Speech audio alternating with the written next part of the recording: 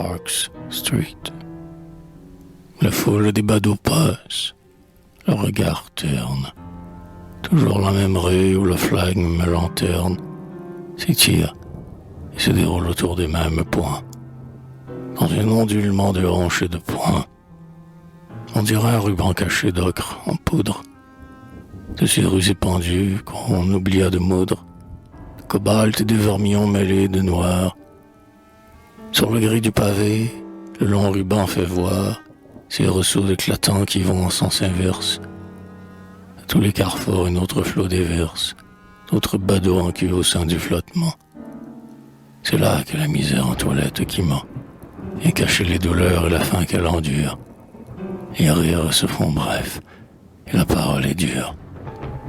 Mes gestes préparés s'envolent à foison, vers les beautés d'antan qui teignent leurs toiseaux. Bonjour précis, sec sorti des voix cassantes, arrête devant la montre, œillade aux passants. Tout est étudié, tes conventions. C'est l'heure où les bureaux font leur procession sur le trottoir usé qui double la grande rue. Bureaucrate courbé à la mine bourrue, petite dactylo revenant au foyer, en quête d'un faux oncle apte à les giboyer.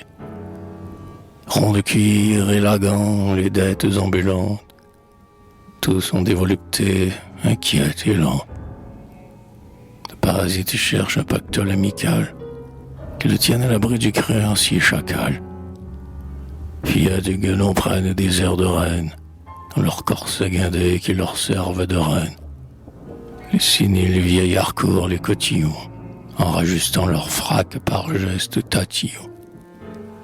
Les yeux blancs de désir et leur charpente frêle, ils suivent ardemment la glu des formes grêles.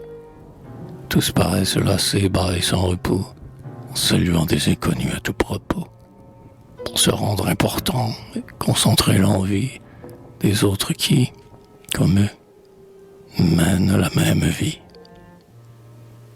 Puis il s'en va à la couille, après 5 ou 6 tours, pour revenir demain, après, et puis toujours, comme les papillons viennent à la lanterne. La foule des badauds passe, le regard terne.